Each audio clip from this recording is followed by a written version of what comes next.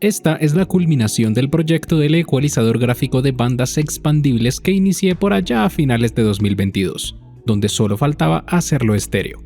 Y ya que acabo de cumplir con ello, no perdamos más tiempo y veamos cómo lo hice.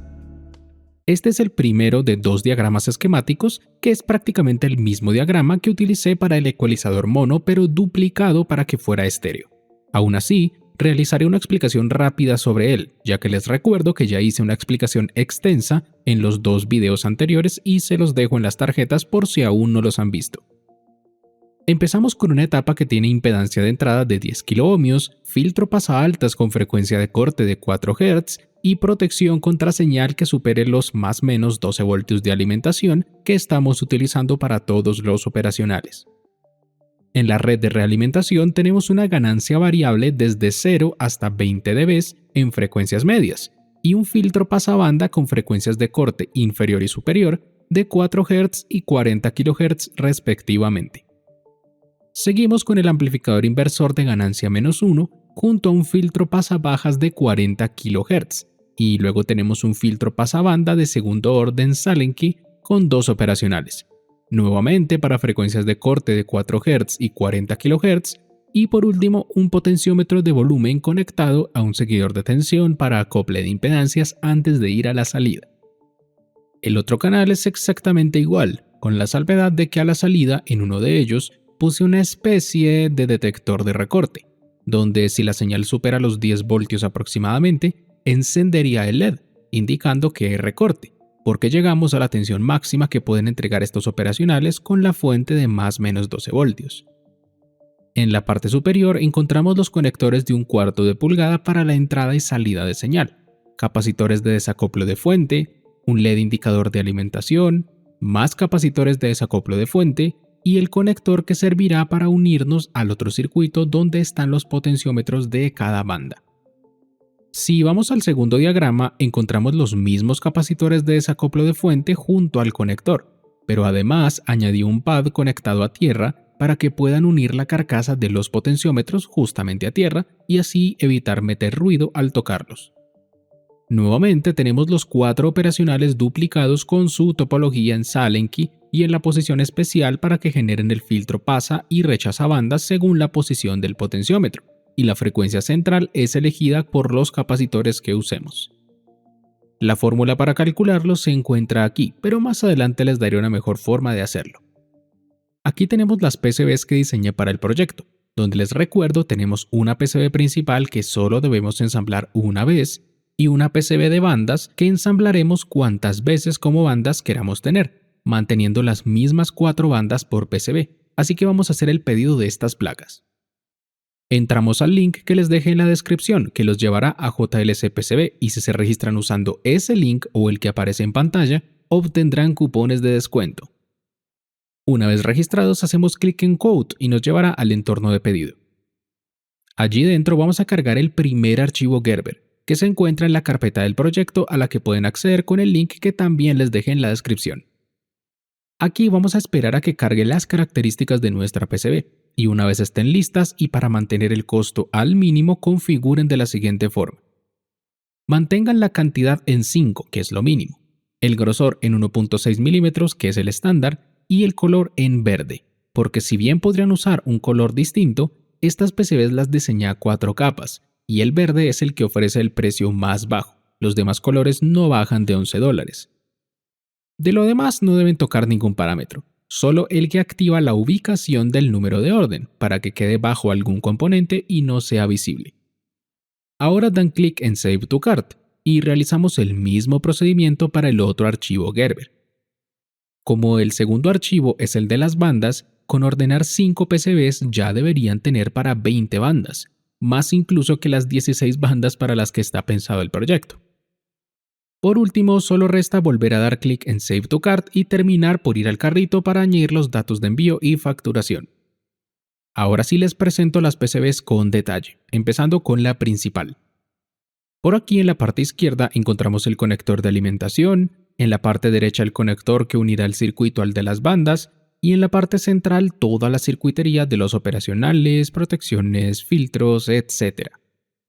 En la parte inferior encontramos los potenciómetros de ganancia y volumen los conectores de entrada y salida de señal, el operacional de acople de impedancia de salida y en los extremos el LED de encendido y el LED de detección de recorte.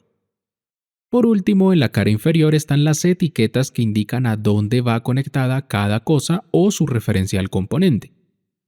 En la segunda PCB encontramos a la izquierda el conector para unir la primera PCB con el circuito principal. En la parte inferior los potenciómetros y en los extremos el mismo sistema que usé para unir en cascada todas las etapas, aunque en un momento se los refrescaré. En la parte inferior también están las etiquetas para el conector y 4 capacitores de 100 nanofaradios. Pero si regresamos a la cara superior, mantuve la nomenclatura de poner números que nos permitan identificar a qué potenciómetro le correspondía cada banda. Si bien los valores de los resistores están fijos, es decir, 680 ohmios y 1 megohmio, tanto para estos resistores como para los potenciómetros, los capacitores deben soldarse según la frecuencia central que deseen. Por ejemplo, si el potenciómetro 3 es para 630 Hz, el capacitor calculado será de 10 nanofaradios y debería ir uno en CA, ya sea aquí arriba o aquí abajo, uno en CB, también ya sea aquí arriba o aquí abajo, y como son 2 canales, también habrá que poner uno por aquí en CA y otro por aquí en CB. Si la banda fuera de, por ejemplo, 1 kHz, que se forma con un capacitor de 2.7 nanofaradios en paralelo a otro de 3.3 nanofaradios, pondría el de 2.7 aquí arriba y el de 3.3 aquí abajo, para que queden en paralelo. Y eso mismo lo haríamos con CB por aquí a la derecha y por aquí abajo otra vez con CA y con CB. Para calcular los capacitores podemos usar la fórmula que les mostré en el diagrama o usamos esta calculadora en Excel que hice para ustedes. También la encuentran en la carpeta del proyecto. Si ingreso una frecuencia en concreto en Hz, me entregará un valor de capacitor en nanofaradios. Si estandarizo ese valor a uno comercial, puedo ingresarlo aquí para calcular a qué frecuencia central quedaría. Por último, tengo una lista de las 16 bandas que elegí junto con su valor calculado y los valores comerciales que les sugiero utilizar. Regresando a la PCB, el sistema para unir una etapa con otra consiste en encajar una PCB con otra, y luego utilizando soldadura las podemos unir tanto física como eléctricamente, empezando por los dos de la capa superior correspondientes a más 12 y menos 12 voltios, y terminando con los centrales en la capa inferior, que contiene el canal derecho, izquierdo y tierra. Dicho esto, veamos cómo están ensambladas las placas para entenderlo mejor, y en la carpeta del proyecto encuentran la lista de componentes para hacerlo.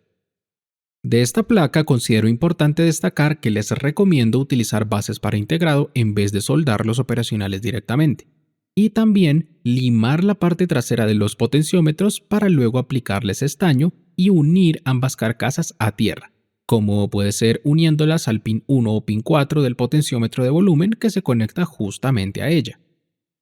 Ahora vamos con las otras PCBs que ya están unidas entre sí, y lo primero que debo decir es que tuve un desliz en el diseño de la posición del conector, por eso verán que está como volteado el cable. Pero no se preocupen, en el diseño que reciben ustedes esto ya está corregido y el cable va de un lado a otro sin girar de ninguna forma extraña. Aquí se puede apreciar la unión con soldadura y aunque no logré que se vieran tan bonitas, con tal de que se unan perfectamente todas las placas es suficiente. Los resistores, si bien los pensé para hacer through-hole de 1/4 de vatio, podemos utilizar 0805 o inclusive 1206 sin ningún problema, si les es más fácil soldar esos. Yo utilicé 0805 y además utilicé 1.1 megohmios en vez de 1 megohmio, aprovechando que tenía que gastar un montón de resistores que tengo por ahí. Y si bien desplazarán un poco las frecuencias, no lo veo como un problema sinceramente. Por otro lado, no es que no sepa contar, pero aquí faltan 4 bandas. Y esto pasó porque no sé dónde guardé mis potenciómetros dobles de 1 megohmio. Solo encontré unos de 500 kiloohmios que, si bien ya descubrimos en la primera parte que mientras más alta sea la resistencia de los potenciómetros funciona mejor el circuito, con 500 kiloohmios igualmente funcionará, pero solo tenía 12. Así que me aguanto con 12 bandas y armo las restantes cuando encuentre los de 1 megohmio. También en el diseño que reciben ustedes añadí un pad que se conecta a tierra para que puedan unirla a las carcasas de los potenciómetros, considerando que los planos de cobre que hay por aquí son de alimentación, no de tierra, así que no pueden simplemente pelar la tinta UV y soldar ahí un alambre directamente a los potenciómetros. Lo que yo recomiendo para empezar a probar el circuito es utilizar únicamente el circuito principal, donde únicamente deberíamos poder ajustar la ganancia y el volumen. Comprobado esto, ahora van las demás etapas, y si dejamos todos los potenciómetros al centro, deberíamos poder notar la diferencia para cada una de las bandas por separado. Intentaré hacer una prueba de sonido que evidencie estos cambios, para lo cual recomiendo ponerse audífonos o puede que no aprecien la diferencia de primeras. Les voy a mostrar la configuración que estoy utilizando. Tengo mi tablet enviando audio a través de este cable a la entrada del circuito. La salida del circuito se conecta por medio de un cable a la tarjeta de sonido de mi computador. Por aquí está mi fuente de alimentación de 12 tierra, menos 12 voltios, y por aquí están todas las bandas. A partir de ahora, el audio que van a escuchar va a ser el audio que está recibiendo mi tarjeta de sonido para que puedan escuchar el cambio en cada una de las bandas.